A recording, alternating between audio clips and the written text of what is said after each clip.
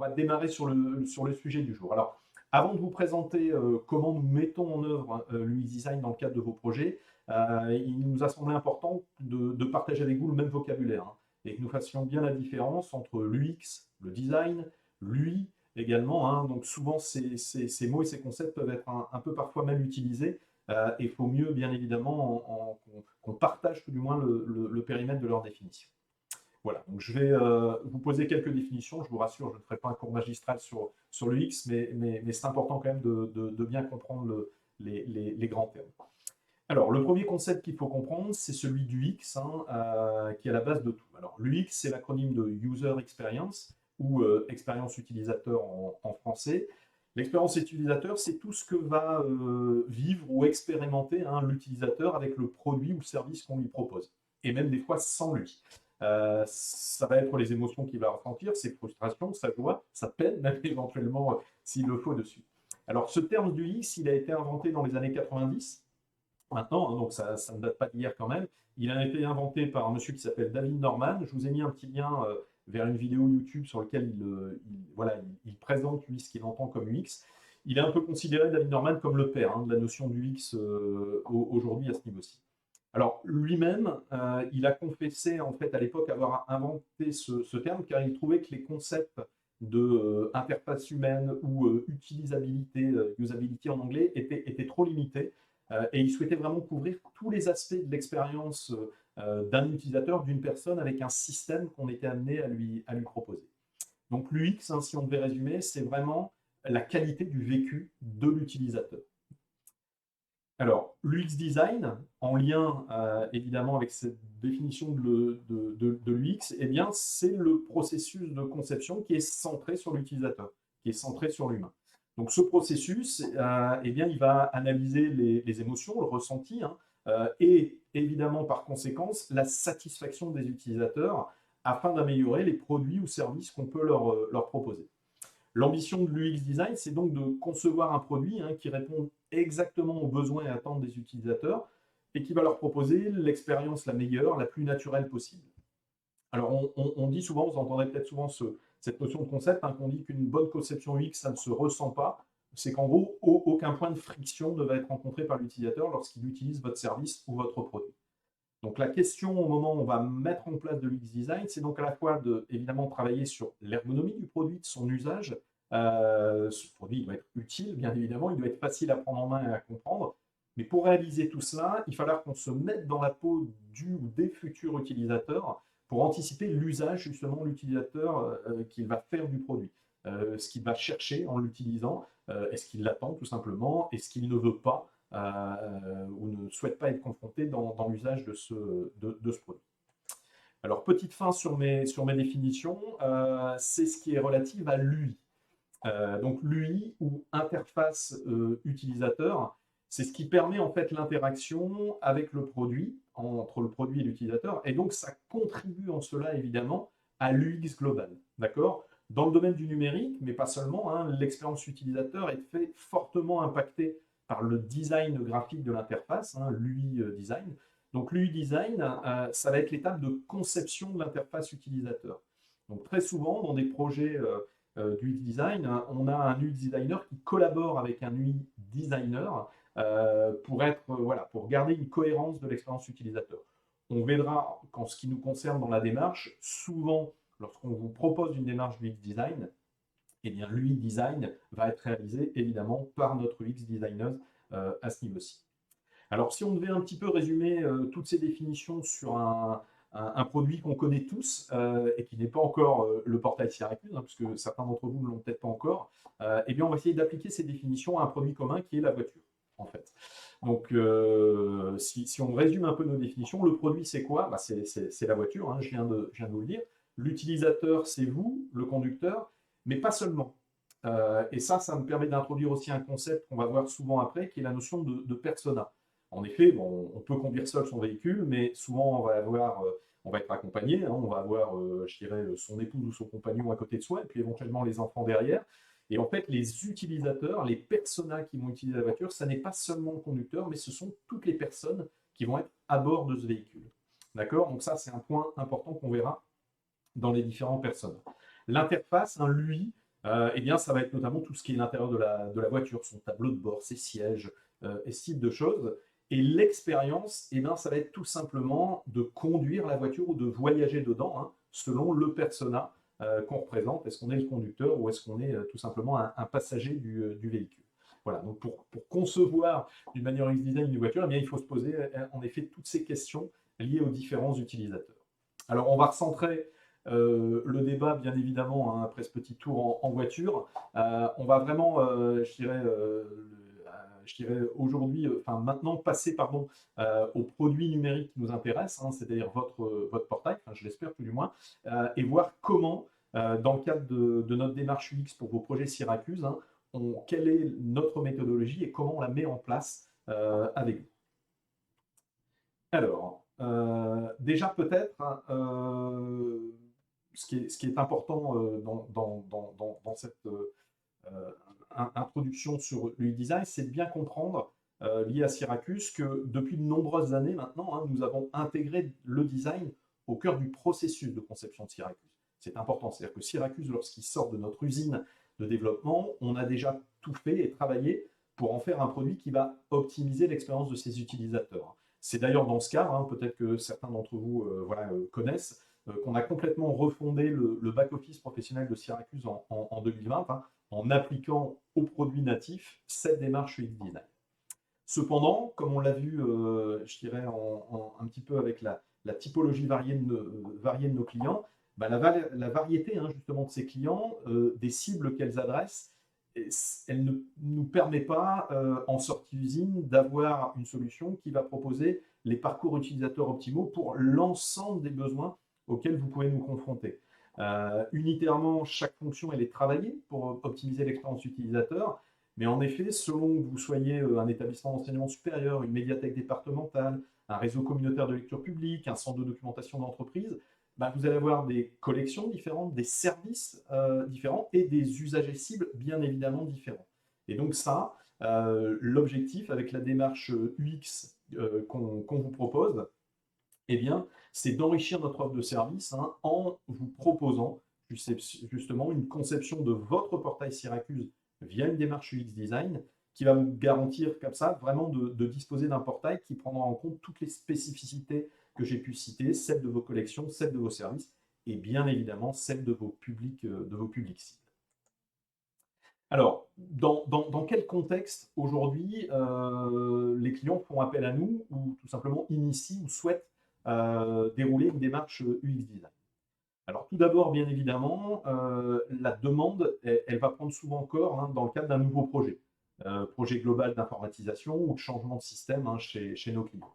Alors c'est ce qui s'est passé notamment pour le système d'information documentaire de la bibliothèque Vauban, hein, de la Cato de Lille, site qui est maintenant en production, donc je vous invite à aller consulter pour voir le résultat final. Et puis c'est ce qu'on réalise également en ce moment hein, pour le renouvellement du système d'information des médiathèques de la ville de Grenoble, où les équipes travaillent actuellement sur cette démarche UX. Alors dans ces deux dossiers, l'expression du besoin hein, dans le cahier des charges des clients comprenait une démarche forte d'accompagnement à la conception du futur portail. Et donc nous avons pu proposer, hein, le cahier des charges nous permettait de proposer, je dirais, notre démarche UX design sans avoir peur, bien évidemment, d'être complètement hors sujet et hors budget par rapport à ce qui était prévu et souhaité par les clients. Alors, en dehors de ces nouveaux projets, de nombreux clients qui étaient déjà utilisateurs de nos portails ont souhaité eux aussi, hein, dans des contextes différents, mettre en place une démarche de type UX. Alors pourquoi? En premier lieu, souvent, la démarche elle était initiée par une baisse d'attractivité du portail en place. Soit il s'agissait d'un portail vraiment très très très vieux, il nous reste encore quelques portails de notre ancienne gamme dans la nature, hein, et c'était le cas notamment pour le réseau des médiathèques de l'Eurométropole de Strasbourg, hein, dont le nouveau portail est passé en ligne cette année, et où voilà, il y a eu vraiment, à l'occasion d'une refonte complète du portail, une réflexion sur tous les services en ligne qui aboutit au fait de travailler justement avec une démarche UX design. Ce fut le cas également pour, je dirais, un site qui était déjà sur Syracuse Portail, hein, qui était le Mion Business School, mais le site Syracuse datait de 4 ou 5 ans, donc commençait à perdre hein, mécaniquement un petit peu de son attractivité, de son peps. Et donc, il y a eu là aussi une volonté de refondre le portail en passant par une démarche UX design à ce niveau-ci.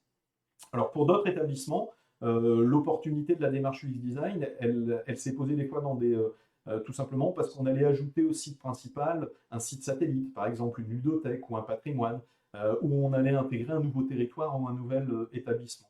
On va prochainement mener par exemple une refonte du portail Syracuse de la ville de Meudon. Dans ce cadre-là, hein, la ville utilisait déjà Syracuse pour la médiathèque et la ludothèque, et elle va étendre maintenant Syracuse aux espaces numériques de la ville.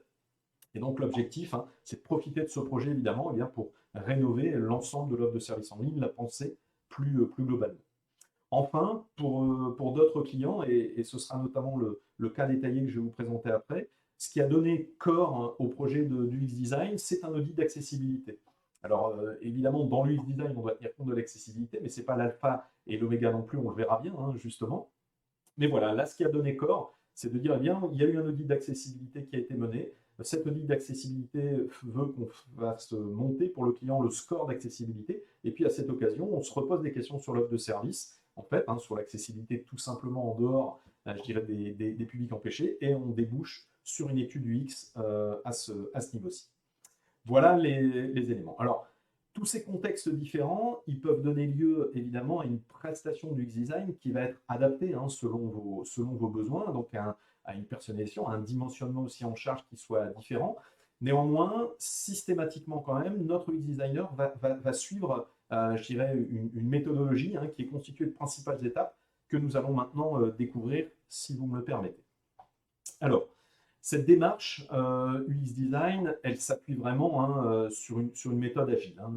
Son fil conducteur, c'est au fur et à mesure de challenger les idées que vous allez avoir de façon itérative, bien évidemment, de leur donner corps, de les tester, et puis également de les confronter, bien évidemment, hein, pour les rendre viables et compatibles avec les désirs réels de vos publics, et bien les confronter réellement à vos usagers. Bien évidemment, cette démarche agile, elle va s'adapter au contexte de votre projet. Par exemple, est-ce que c'est votre premier portail Syracuse ou est-ce que c'est un portail au contraire, une refonte du portail qui est portée par une équipe qui connaît déjà Syracuse? Et bien évidemment, là, en fonction de cette typologie, on va adapter, hein, on formera peut-être des nouveaux clients Syracuse en amont des premiers ateliers UX hein, pour que vous maîtrisiez aussi quand même le vocabulaire et les capacités de Syracuse portail. Alors, la démarche UX, elle se décline généralement ensuite en 6 étapes. D'accord? Ces 6 étapes, hein, pour vous permettre le suivi de ces étapes, pour vous permettre, pour que l'UX designer puisse vous restituer l'ensemble des travaux qu'elle va livrer, eh bien, vous allez disposer d'un extranet projet, je vous présenterai en détail juste après, qui va reprendre l'ensemble des livrables produits au cours de ces 6 étapes. Alors, le premier travail réalisé dans le cadre d'une étude UX design à ce niveau-ci, c'est d'abord un travail d'imprégnation. C'est-à-dire que l'UX designer, hein, en fonction des informations que vous nous avez mis à disposition, hein, de votre site existant, d'une première expression de besoin que vous avez vous réalisé ou vous avez échangé avec notre ingénieur commercial, eh bien l'UX designer va prendre connaissance un peu de toute cette matière pour commencer à incuber, on pourrait dire, votre projet. Et puis en parallèle de ce travail préparatoire, elle va je dirais, vous envoyer un ordre du jour pour préparer les 2 premiers ateliers de la démarche UX Design. Ces 2 ateliers étant généralement effectués au sein de la même journée hein, à ce niveau-ci.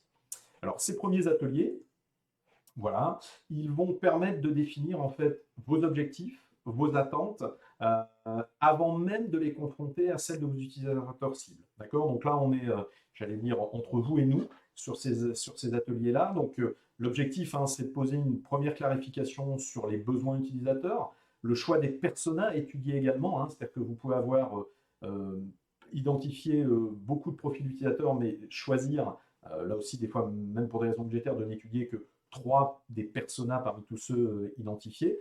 Bien souvent, hein, la formalisation des objectifs, ça va être une démarche qui, au sein même de votre structure, et dans les échanges que vous aurez avec notre UX designer, va mettre en évidence entre vous des désaccords. C'est-à-dire que l'objectif aussi de cette phase de travail, ça va être vraiment de prioriser les objectifs et que vous soyez, vous aussi en interne, d'accord sur cette priorisation, bien évidemment, hein, et sur les enjeux auxquels la refonte du portail ou le nouveau portail doit répondre hein, pour les futurs utilisateurs de votre produit. Alors, une fois les cibles principales du portail définies, nous allons étudier, identifier avec vous leurs besoins vis-à-vis du portail. À la fois en les plaçant dans un contexte fonctionnel, j'ai besoin de quel service, et puis aussi émotionnel, qu'est-ce qu'ils en attendent, comment ils perçoivent le portail à ce niveau-ci. Le second atelier, lui, consistera à étudier de manière vraiment critique l'offre actuelle, d'accord, de détecter les points forts qu'il va falloir préserver, bien évidemment, et puis d'essayer d'identifier tous les points faibles de l'expérience utilisateur pour les gommer, pour ne pas les reproduire, bien évidemment, dans la refonte du portail.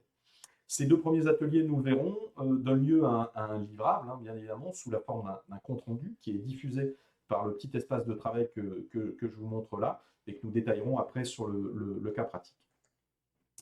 Alors, le troisième atelier qui va être mené par notre UX designer se déroule généralement 2 à 3 semaines après les 2 premiers ateliers. Ce délai, en fait, il va vous permettre d'abord de valider son travail des premiers ateliers, ses conclusions, de les partager et de les valider. Et puis, il va également vous permettre d'organiser les rencontres avec vos utilisateurs. D'accord? Dans l'atelier 3, c'est vraiment le moment où on va mettre en confrontation vos idées, vos objectifs, avec ce que souhaitent vos utilisateurs cibles. Alors, l'intervention de vrais utilisateurs permet de confronter en effet ces conclusions et puis permet de relever des freins, des fois, ou des fausses bonnes idées, ou des axes d'amélioration, tout simplement, qu'en tant que nous et vous, professionnels, nous n'aurions pas vu, qui nous auraient échappé. D'accord? Donc, à travers cet atelier, il est vraiment possible de s'assurer de la cohérence globale de votre futur portail, de repérer encore mieux les changements à effectuer, et puis de traiter les potentiels problèmes rencontrés par les utilisateurs. L'échange avec vos utilisateurs, il peut prendre plusieurs formes. Très souvent, aujourd'hui, ce sont des interviews sous la forme d'entretiens semi-directifs qui sont menés avec eux. Ça peut être possible également de réaliser des focus group qui permettra de recueillir cette fois-ci l'opinion de personnes qui échangent entre eux. Mais c'est des fois un petit peu plus compliqué à organiser, bien évidemment. Des fois, les utilisateurs vont se lâcher un petit peu plus dans un entretien one-to-one avec l'UX designer. Alors, toutes les comptes rendus d'entretien, toutes les comptes rendus d'interview sont formalisés, bien évidemment, sont échangés avec vous pour être bien pris en compte dans l'étape suivante de la conception UX design. Alors, une fois les comptes rendus d'entretien partagés, on va dire, et validés de manière commune, bien évidemment avec vous, eh bien, l'étape suivante, ça va consister à matérialiser les usages cibles attendus en produisant en fait le prototype de votre futur portail. Ce prototype, on le réalise sous la forme de ce qu'on appelle des wireframes fonctionnels. Donc, un wireframe, c'est tout simplement un schéma qu'on utilise lors de la conception d'une interface utilisateur pour définir les zones du portail, ses composants, ce qu'il doit contenir, comment l'utilisateur va naviguer dans le portail à ce niveau-ci. Donc là encore, évidemment, il s'agit d'une étape itérative avec vous, c'est-à-dire que vous allez avoir en ligne la construction des wireframes qu'on va vous mettre en place, vous allez pouvoir les commenter, faire vos remarques dessus. L'objectif étant vraiment d'avoir au bout une série de wireframes qui vont être liés au parcours des utilisateurs qu'on a validé dans les étapes précédentes. Alors, votre prototype, il est disponible en ligne par l'espace projet, nous le verrons après. Vous remarquerez que pour ne pas influencer votre réflexion ou les éléments, il n'y a pas d'esthétisme graphique qui est posé à ce niveau-ci. On est vraiment sur le contenu, sur les services, et pas sur la touche graphique, sur l'UI design, qui va venir bien évidemment ensuite. Donc tout le livrable généralement qui vous est proposé à ce niveau-là est en noir et blanc pour ne pas être impacté justement par les perceptions personnelles qu'on peut avoir d'une charte graphique. Quand ce wireframe est validé, on passe à l'étape suivante. Et donc, à la suite de la démarche UX design, une fois ce prototype validé, on va passer à la phase du UI design, d'accord? Donc, qui vise à produire cette fois-ci un portail qui soit attractif aux yeux de vos utilisateurs.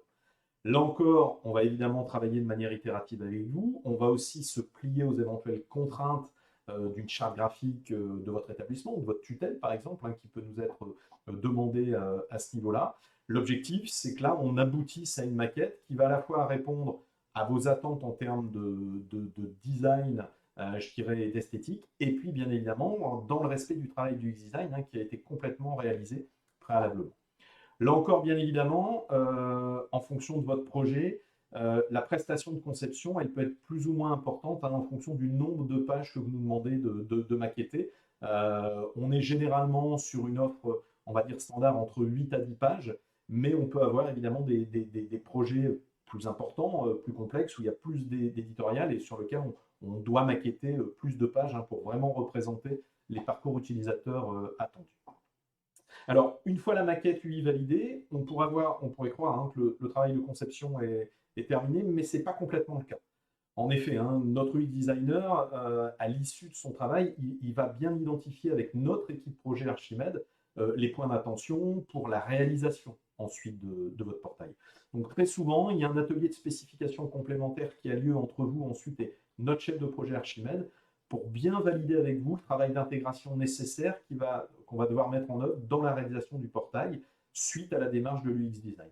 Et on le verra, ce travail de spécification complémentaire, il peut s'inscrire dans des approches différentes du rythme de votre projet et donner lieu des fois à des ajustements en disant on avait prévu ça, mais peut-être qu'on n'a pas le budget d'intégration nécessaire à réaliser. Donc il y aura des arbitrages que le chef de projet évidemment fera en toute transparence avec vous à ce niveau-ci.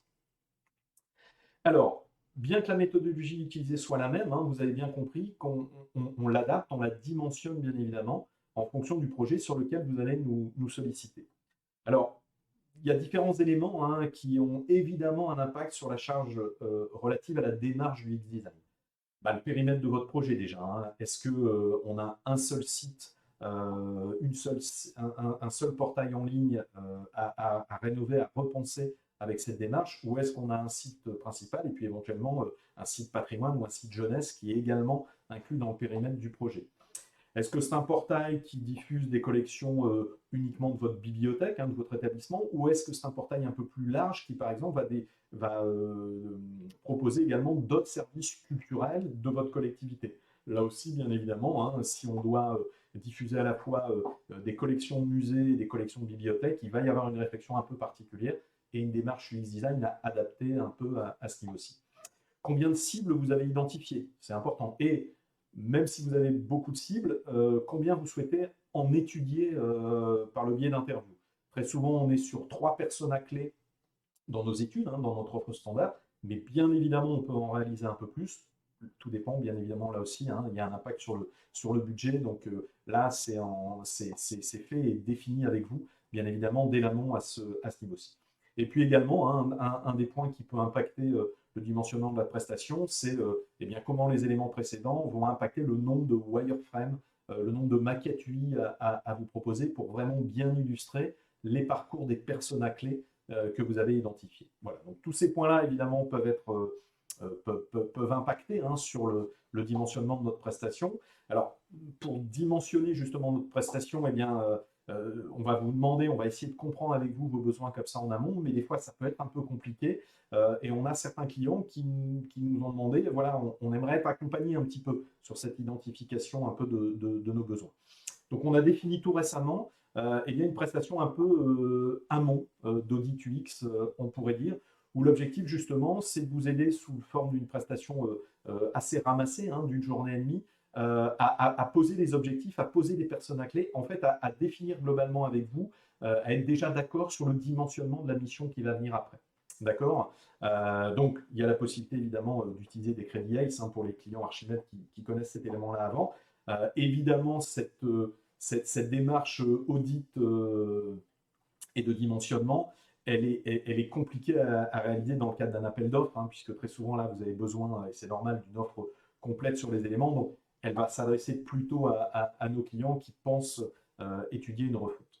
Alors, dans le cadre de la réalisation ensuite, je parlais des appels d'offres. Évidemment, dans le cadre d'un appel d'offres, c'est très compliqué, sauf si vous passez par des démarches, je dirais, de dialogue compétitif, mais c'est très compliqué d'avoir cette structuration telle qu'on vous propose. Par contre, ce qu'on s'aperçoit avec l'expérience, c'est vraiment le plus intéressant quand vous engagez un projet de refonte UX, c'est de travailler en 2 étapes, en fait, de vraiment identifier d'abord une étape de conception UX qui va permettre d'être réalisée, j'allais dire quasiment un peu entre guillemets, sans se soucier forcément de combien ça coûtera intégrer après. Alors, pas toujours, bien évidemment, on peut, avec vous, essayer d'identifier déjà des prestations réalisées.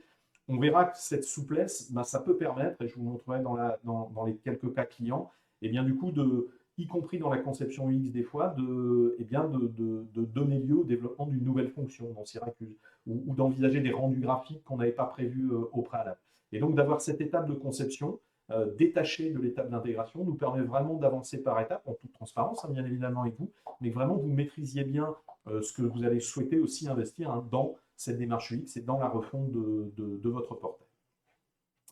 Alors, je vous ai expliqué, je dirais, la démarche hein, et tous ces concepts. Ce que je vous propose pour terminer sur cette deuxième partie du webinaire, c'est pas concrètement hein, comment se déroule la démarche que je vous ai présentée juste avant. Alors, je ne vais pas, moi, faire l'UX, je dirais, en direct. Hein, d'abord, c'est pas du tout dans mes compétences. Mais je vais m'appuyer hein, sur le travail qui a été fait justement entre notre UX designer et le client dans le cadre de projets d'une refonte de site portail. Alors ce projet de refonte, hein, il porte sur la boîte numérique du département du Calvados, qui est un portail purement numérique, hein, qui diffuse uniquement une offre numérique. Je remercie au passage hein, la médiathèque du Calvados qui me permet justement voilà, qui m'a donné son autorisation hein, pour l'utiliser en cas d'illustration. Alors, allons-y. Alors, petit état d'art. Donc, la boîte numérique du Calvados, c'est un site qui a un certain historique, hein, puisque sa première version sur une gamme précédente de nos produits, elle date de 2007. Vous voyez, c'est quand même, il y a 7 ans de recul sur les éléments. Alors, le portail, il avait évolué quand même entre-temps, hein, notamment il y a eu une bascule courant 2021 sur une offre en Syracuse Cloud, hein, donc un passage complet sur la nouvelle gamme. Il y a eu également un besoin de mutualisation, c'est-à-dire qu'au départ, le portail était uniquement porté par le département du Calvados, et puis il y a eu une mutualisation avec l'agglomération de Caen-la-Mer, hein, donc on voit les deux logos d'ailleurs, là, vous voyez sur le site, hein, de manière à vraiment adresser un maximum d'usagers avec cette offre numérique. Donc la boîte numérique, c'est aujourd'hui un portail qui diffuse uniquement des ressources numériques, pas du tout les collections physiques des bibliothèques. Hein. Il y a à peu près 20 000 ressources aujourd'hui qui proviennent de 8 fournisseurs différents et c'est proposé aux inscrits de plus de 300 bibliothèques partenaires. Là, ce que je vous présente, c'est le site actuel. Sur ce site, il y a eu un audit d'accessibilité qui a été mené fin 2021 et qui a été en fait le déclencheur du projet de refonte. Hein. C'est cet audit d'accessibilité qui a, de fil en aiguille, abouti sur une démarche de refonte par la méthode UX Design de ce portail. Alors là, nous sommes dans la version actuelle, la version d'avant, si vous préférez. Et puis, je vous montre ce que devrait être le portail, hein, puisque le travail d'intégration et de paramétrage est en cours de réalisation pour le nouveau site, mais ce que sera demain la boîte numérique du Calvados, en fait, hein, le look du nouveau portail. Je vais vous détailler maintenant comment on est passé de avant à après au niveau de cette démarche. Alors, pour vous présenter ça, je vais m'appuyer hein, sur le site de travail et d'échange, donc ce qui a été utilisé, hein, l'espace de collaboration, on va dire, entre notre UX designer et puis le client pendant toute cette démarche UX design. Cet espace, il est directement accessible, évidemment, hein, depuis l'extranet projet qui est proposé sur toute la mise en place de nos projets. Alors, je vais passer, bien évidemment, en mode navigateur pour vous montrer ceci. Je vais revenir par contre au tout départ de mes pages pour être un petit peu mieux ici sur les éléments. Voilà, je vais centrer un petit peu mon écran ici. Alors, première page tout d'abord hein, de cet espace. Donc, vous voyez que voilà, l'espace collaboratif UX Design, il avance un petit peu comme les étapes que je vous ai présentées avant. Il va permettre de restituer le projet suite aux travaux préparatoires de l'UX Designers. Il va permettre ensuite de poser tous les comptes rendus d'atelier et puis de mettre en place les prototypes, la maquette, hein, et donc d'avancer de manière itérative avec vous et transparente, hein, puisque vous avez accès à cet espace à tout moment. Donc, première page, qui est ce qui est produit généralement suite aux travaux préparatoires hein, par notre UX designer, c'est le contexte du projet qui est reformalisé. D'accord hein, donc, c'est la compréhension par rapport à l'expression de besoin, aux informations que votre ingénieur commercial aussi transmis à l'UX designer de votre projet. D'accord donc, on va retrouver bien évidemment le contexte, les principaux objectifs qui sont présentés à ce niveau-ci. Et puis la méthode, un petit rappel sur la méthode qui va être déroulée. En parallèle de cette présentation de méthode, il y a un planning très précis des ateliers 1 et 2 qui vous sont communiqués. Je dirais avant, bien évidemment, que notre UX designer se rende chez vous. Et donc, je vais vous montrer, voilà, le petit exemple de planning que vous recevez. Voilà, donc ça, c'est un planning qui a été émis pour la journée, vous voyez, du 3 mars 2023, hein, qui était la journée où ont eu lieu les 2 premiers ateliers UX, et qui détaille très précisément l'organisation de ces ateliers. Donc, vous voyez qu'il y a un petit kick-off, bien évidemment, qu'au sein de ce kick-off, évidemment, on donne les règles pour qu'un atelier UX se déroule bien, hein. Là aussi, c'est une méthode de travail, hein. Il y a des outils associés à ça, et donc c'est bon de les présenter, de les rappeler à ce niveau-là. Et puis également, on redéfinit, puisque tous les intervenants autour de la table n'ont pas forcément connaissance des définitions que je vous ai données avant, je dirais, notre UX designer va bien redéfinir ce qu'est l'UX, ce qu'est l'UI, en fait, hein, pour bien vous expliquer justement l'ensemble de sa démarche par la suite. Il y a un petit tour de table, évidemment, pour briser la glace. Et puis, on passe ensuite au premier atelier. Le premier atelier, en fait, il va permettre, je dirais, hein, de définir les objectifs de votre projet. Alors, ça peut paraître particulier, mais en fait, c'est très important et c'est pour ça qu'on passe toujours en brainstorming solo et en mise en commun.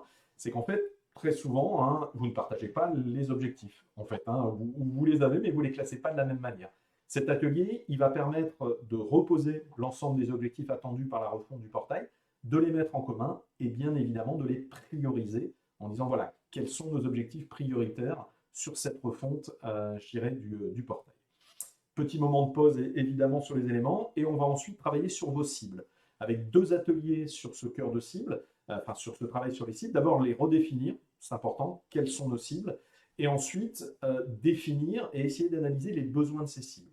Même méthode là, toujours un petit travail en solitaire et ensuite une mise en commun. Cette approche, elle permet, y compris à ceux qui peut-être ont moins de facilité pour partager leur avis et l'exposer, eh bien de donner leurs idées, de les faire passer. Et il y a bien une mise en commun ensuite qui est faite par notre UX designer pour permettre à tout le monde d'exprimer ses idées et ensuite, bien évidemment, de les classer, de les organiser. Alors, la pause déjeuner est libre, hein, je vous rassure, ce n'est pas Jordan qui fixe le menu. Et ensuite, on reprend sur l'atelier numéro 2. Donc, cet atelier numéro 2, il va comprendre notamment l'analyse de l'existant actuel avec vous, bien évidemment. Hein, c'est-à-dire que l'objectif, c'est bien que vous identifiez aussi par rapport aux remontées utilisateurs que vous avez pu avoir les forces du portail, les faiblesses de celui-ci. Et puis, évidemment, on va, je dirais, terminer la journée par commencer et par poser une définition des contenus. D'accord? Donc là, on est plutôt sur un brainstorming en commun qui va permettre de commencer à poser des idées pour l'arborescence, pour l'organisation des écrans, pour un parcours utilisateur. Ça va être évidemment des premières idées, puisque bien évidemment, tout ça va être ensuite soumis à vos utilisateurs pour bien valider ces éléments. Alors, je vais fermer mon petit navigateur ici. Je suis désolé, voilà, je zappe un peu, je reviens ici sur les éléments. Alors, ces ateliers, bien évidemment, donnent lieu, pour l'atelier 1, l'atelier 2, à un compte-rendu et un livrable qui est accessible en ligne et qui va permettre d'être partagé, d'être validé aussi par vous avant d'attaquer justement l'atelier numéro 3. Donc ici, vous retrouvez bien le compte-rendu suite à l'atelier qui avait eu lieu pour le département, enfin pour le projet de refonte de la bibliothèque numérique. Vous voyez évidemment, par rapport à l'imprégnation initiale, là, les objectifs sont beaucoup plus complets, sont posés par grandes thématiques également, avec des problématiques évidemment liées à la recherche sur le portail, aux fonctionnalités qu'on souhaite mettre en place, à des contenus également sur les éléments. Les objectifs font des fois sortir des choses qui sont en dehors même du produit numérique, mais qui vont être par exemple sur sa communication auprès des utilisateurs finaux, donc qui là vont plutôt donner peut-être des idées pour vous faire connaître la solution aux utilisateurs finaux cibles, parce qu'on identifie souvent à ce moment-là que c'est quand même aussi un sujet à traiter. Et puis on va retrouver la définition des cibles et de leurs besoins. Alors vous voyez que dans le cadre de la bibliothèque numérique, de la boîte numérique, pardon, du Calvados, il y a eu en fait beaucoup de personas qui sont apparus, des profils d'utilisateurs qui sont apparus. Je ne vous les détaille pas tous là, mais vous les voyez apparaître sous les yeux. Et en fait, bien évidemment, on avait on n'avait pas, et de toute façon, les clients ne souhaitaient pas forcément non plus étudier en détail tous ces profils par des interviews utilisateurs. Par contre, le fait d'identifier qu'il y avait autant de personas qui étaient ciblés quand même a eu déjà un premier impact en se disant qu'il était important d'intégrer dans la réflexion du portail le fait que lorsqu'une personne se connectait, on lui permettait de se positionner et de voir l'offre de service par un item Je suis, d'accord, qui va lui permettre comme ça d'accéder à une page qui lui proposera pour son service un profil utilisateur.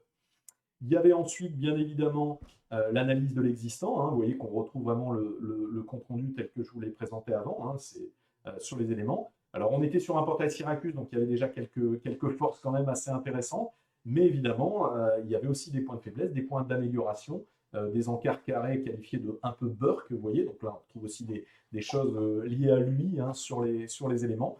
Mais voilà, on retrouve évidemment pas mal de points. On voit que le design qualifié de fade et vieillot était quand même remis en cause aussi ici. Ce lien entre le design et l'UX est important. Et donc, ça donne une matière pour préparer, bien évidemment, valider et préparer avec vous les ateliers 3. Alors, l'atelier 3, si vous vous souvenez bien, il y a un peu de temps entre ces ateliers 2 et l'atelier 3, parce que l'atelier 3, ce sont des interviews d'utilisateurs. Donc là, on va confronter tous les objectifs qu'on a, tous les usages auxquels on pense que les utilisateurs vont avoir besoin, on va confronter ça à des vrais utilisateurs. Donc là, dans le cadre du projet de boîte numérique, il y a eu 6 utilisateurs différents qui ont été interviewés. Donc là, en entretien individuel, semi-directif, donc avec des profils différents, avec des niveaux d'aisance sur le digital également différents. Donc vous voyez, on a essayé de cibler un public assez large. Et il y a bien évidemment un rapport qui sort de ces interviews. Le rapport va permettre justement de conforter, de remettre en question certains éléments liés évidemment au menu, sur les éléments, aux fonctions de recherche. Donc vous voyez qu'on affine bien évidemment là l'offre, le service et les besoins. On remet en avant bien évidemment ces points forts. Et puis on identifie des choses qui vont être importantes sur les éléments. Petite anecdote sur ce projet de la boîte numérique, c'est que, si vous vous souvenez bien, le projet partait d'une refonte d'abord liée à une problématique d'accessibilité. Donc il y a eu une personne qui est en situation de handicap qui a été interviewée. Et en fait, ce test utilisateur, globalement, a vraiment permis de mettre en avant ce qui était important pour lui. Et en fait, on verra dans le prototype qui a été réalisé que ça a eu un impact direct sur la manière de donner accès, et pas tant forcément de calculer l'accessibilité complète du site, mais de donner un accès très rapide à ce type de public pour qu'ils puissent trouver une présentation succincte de l'offre, une explication simplifiée du processus d'inscription, et puis des sélections dédiées en fonction des différents types de handicap. D'accord ? C'était vraiment un point qui était remonté suite à l'interview avec cet utilisateur à ce niveau-ci. Donc des points évidemment d'intention, tous des points qui ont été validés, échangés avec le client et qui ensuite sont pris en compte par notre UX designer pour la réalisation du prototype. Alors, on va passer sur ce prototype. On retrouve, vous voyez, au niveau du prototype, je dirais les wireframes dont je vous parlais juste au préalable. On voit, comme évoqué, on est vraiment dans un travail hors design graphique. L'objectif, c'est de focuser sur les services et le parcours à l'utilisateur. Donc, on retrouve ici la volonté de mettre en avant les services dits d'accessibilité pour les publics qui sont en souffrance sur ce point, de mettre en avant aussi très rapidement l'inscription, les règles d'inscription à la plateforme. C'est un des points importants qui a été remonté à ce niveau-ci. Les interviews utilisateurs ont également mis en avant, jusqu'ici, si vous allez sur le site de la boîte numérique, vous verrez qu'il y avait une seule recherche sur les éléments. Et en fait, il y a eu une demande d'avoir des recherches avec des scénarios spécialisés par grand univers. En fait, on le verra ensuite sur la maquette. Et puis, on retrouve ce que je vous citais préalablement, c'est-à-dire ce lien, cette entrée de menu « Je suis » pour permettre à un utilisateur de savoir ce que le site va lui proposer en fonction de qui il est.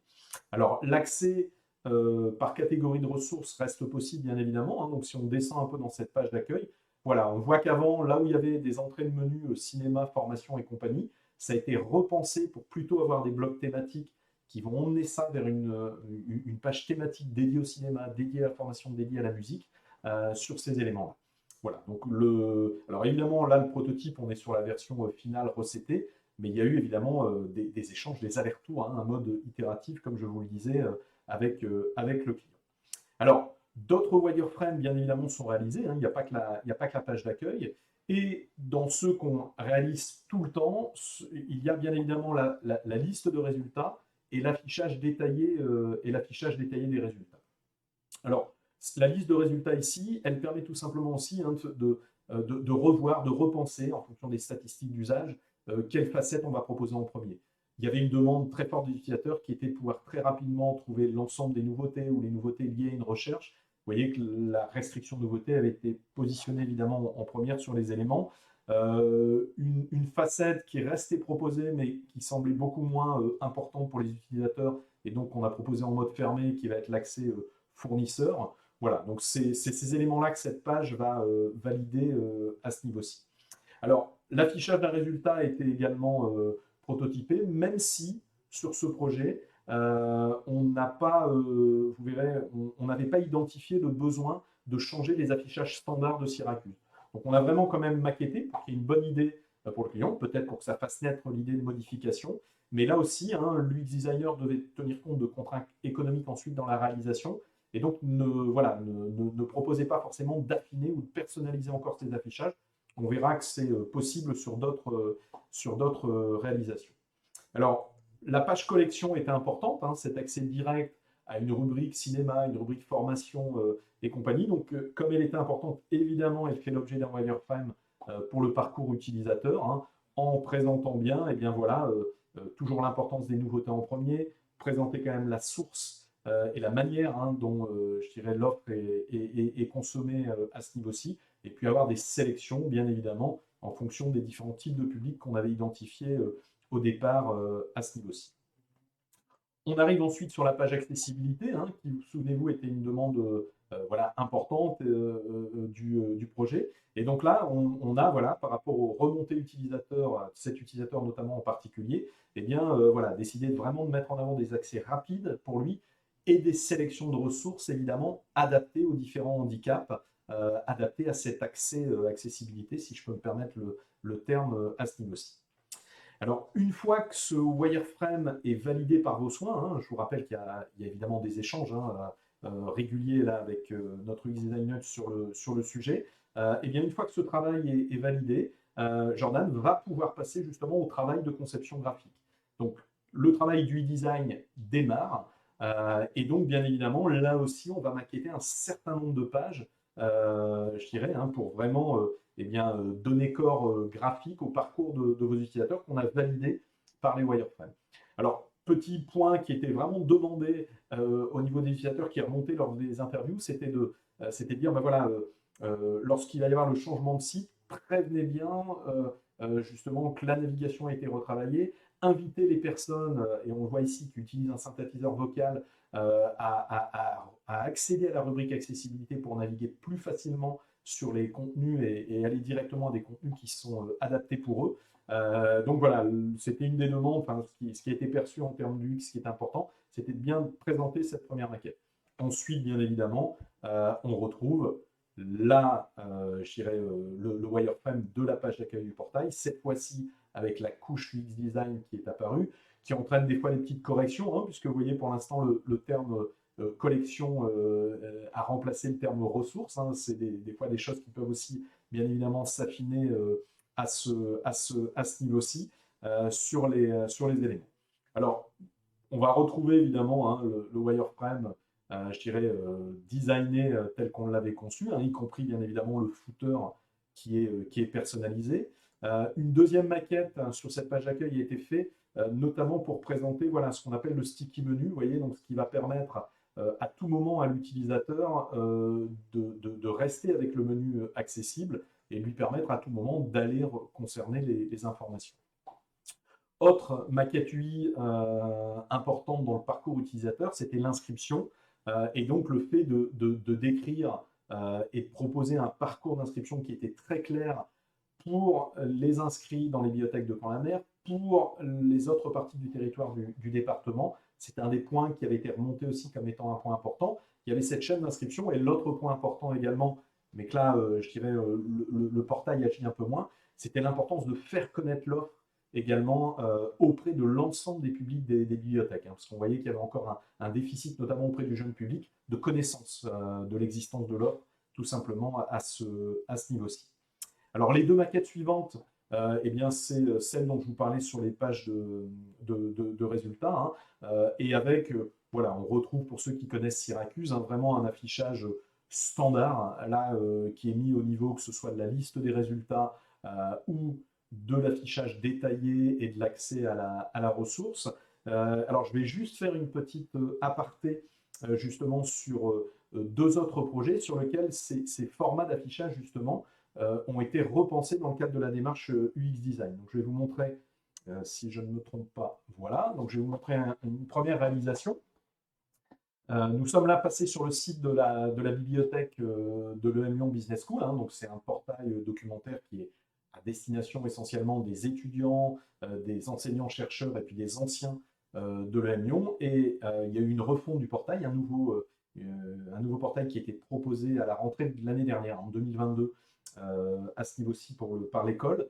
Et dans le cadre du projet de refonte, en fait, il y a une volonté justement de travailler sur l'affichage des listes de résultats et de l'affichage détaillé, mais pas seulement. Et c'est pour ça que ce projet aussi était intéressant. C'est que vous voyez qu'ici, j'ai une autre, voilà, dans le cadre de la démarche UX Design et des interviews utilisateurs, il a été voilà, identifié que l'accès à la recherche devait être proposé différemment. Donc cette demande a été maquettée et a été traitée ensuite en développement dans le produit. D'accord. Donc ça montre tout l'intérêt des fois d'avoir le projet en deux temps, hein. C'est-à-dire que la conception, elle permet de faire ressortir aussi des besoins nouveaux, une nouvelle fonctionnalité du produit, et on voit ensuite, évidemment, si lors de la phase d'intégration, il y a le budget ou pas pour mettre en place, hein, ces nouvelles fonctionnalités. Donc vous avez, voilà, ici, alors pour ceux qui ne le connaissaient pas encore sur leur Syracuse, hein, c'est un mode maintenant de recherche que vous pouvez proposer, qui permet de ne pas avoir le scénario et la boîte de recherche telle que vous la connaissez, mais d'avoir ce type de recherche qui est proposé. Alors après, on va retrouver la recherche Syracuse normale, hein, donc je vais juste rapidement ici venir utiliser et rechercher sur les éléments pour vous montrer le deuxième niveau de personnalisation qui a été fait, notamment là sur les listes de résultats et les résultats détaillés. Donc vous voyez qu'ici, au niveau de la liste, hein, pour ceux qui connaissent bien le portail Syracuse, il a été décidé de réorganiser en fait les informations de liste en deux blocs. Tout ce qui est vraiment informations clés sur le document sont présentées ici, et puis les fonctions sur le document, sur le résultat, sont groupées, vous voyez, dans un petit bloc qui est stylisé ici sur le côté, qui va permettre à la fois de réserver, de mettre dans un panier, de punaiser, hein, sur les éléments, de trouver le permalien, mais qui a été réorganisé. Donc là, on n'est pas sur l'affichage standard proposé sur un des affichages standards proposés par Syracuse, hein, il a été enrichi, et cet enrichissement, évidemment, vient de la démarche UX Design qui a eu lieu avec le client et ses utilisateurs. Et puis, deuxième niveau, c'est que même l'affichage détaillé lui-même a été revu. Donc, vous voyez, on a ici un bloc de notices qui est différent de la présentation standard, dans lequel on va pouvoir notamment, vous voyez, avoir cette possibilité de lire la suite ou de réduire le texte de résumé, dans lequel un des enjeux importants et un des points de recherche clés pour les utilisateurs, quand ils étaient sur un document, c'était de pouvoir rebondir en utilisant le thésaurus, en utilisant les sujets. Donc vous voyez que là, on est sur des blocs très visibles qui sont directement dans le bloc d'affichage de la notice principal. Et puis ici, on retrouve également tout de suite des petites fonctions directes sur le document. Voilà. Donc ça, c'est voilà, une petite surcouche, on va dire, hein, par rapport aux affichages standards de Syracuse. Et c'est vraiment la démarche UX Design qui nous a permis d'aller jusqu'au bout avec le M Lyon pour vraiment essayer de répondre au mieux à ce qui était attendu par eux et par leurs utilisateurs. Alors, autre exemple dans le domaine, pardon, je n'ai pas fait la bonne combinaison de touches, voilà, autre exemple, je reviens dans le domaine culturel, sur les médiathèques de la ville Eurométropole de Strasbourg, où on a eu une demande, là, dans la phase du X et de conception également, on a eu une demande un peu particulière sur l'agenda. Alors, vous verrez qu'ici, déjà, on a évidemment la phase du design a permis, vous voyez, d'avoir des encarts assez sympas en termes de design, hein, qui mêlent à la fois des infos éditoriales qui peuvent permettre de mettre en avant des événements de l'agenda, donc des choses un peu particulières dessus. Et puis, si je vais dans l'agenda des médiathèques, pour ceux qui connaissent aussi hein, le module agenda de Syracuse, eh bien, il y a un affichage particulier qui nous a été demandé là, à l'issue de la phase du X-Design, hein, donc qui n'était pas un surcoût très, très important sur cet affichage-là, mais voilà, il nous était demandé, vous voyez, sur l'affichage de nos événements, hein, on a des affichages listes un peu plus standards, et puis là, il y avait un affichage 3 colonnes avec une mise en avant prioritaire du visuel de l'événement, et puis ces petites informations clés en dessous. Là, la phase du X-Design nous a permis de bien identifier ça en phase de conception et tout de suite, en phase d'intégration, hein, de mettre évidemment ça en place directement dans le cadre du projet. Alors, je vais revenir dans le Calvados, si vous le permettez. Voilà, je vais revenir ici pour terminer ce petit tour hein, de ce travail de conception. Donc, la maquette produite, évidemment, aussi, lui, hein, reprend bien l'ensemble des parcours utilisateurs qu'on avait mis dans le wireframe. Et vous voyez que je retrouve bien ici mon espace cinéma, mis en couleur cette fois, hein, bien évidemment, avec l'accès à une rubrique d'aide et compagnie pour ces ressources. Voilà, on a bien évidemment hein, apporté le design à l'ensemble du prototype qu'on avait réalisé à ce niveau-ci. Voilà, et puis dernière petite page de la maquette, hein, la page accessibilité. Alors vous voyez qu'il a même été changé entre le wireframe et la réalisation graphique, puisque les accès rapides ont vraiment été remontés en haut de page pour que très rapidement les personnes justement qui ont besoin d'accéder rapidement à ces entrées de menu puissent y accéder. Et on retrouve ensuite, bien évidemment, des sélections spécifiques hein, pour ces publics empêchés. Alors, bien évidemment, hein, comme voilà, en fonction de votre projet, vous avez pu le voir sur le M Lyon et puis les médiathèques de Strasbourg, bien évidemment, hein, la démarche UX, même si elle est outillée, si elle suit une méthode toujours pareille, elle s'adapte bien évidemment au projet hein, que vous allez nous demander. Alors, je vais revenir sur mon petit PowerPoint. J'en ai terminé, hein, je vois que je suis quasi pile poil dans les temps de l'heure de présentation. J'en ai terminé avec ce que je souhaitais évoquer avec vous aujourd'hui. J'espère que voilà, ça vous aura donné des idées, donné envie peut-être d'aller un peu plus loin sur éventuellement une refonte de votre portail. N'hésitez pas, hein, évidemment, à poser encore quelques questions si besoin était. On répondra de toute façon à toutes les questions qui ont pu être posées pendant ce webinaire. Voilà. J'ai plus qu'à vous remercier de votre présence. Je vous dis à très bientôt, hein, certainement dans le cadre d'un autre webinaire. Et puis en attendant, n'hésitez pas à nous suivre sur les réseaux sociaux, hein, justement pour être informé de toute notre actualité. Merci. N'hésitez pas, nous restons à votre disposition. Bonne journée, au revoir.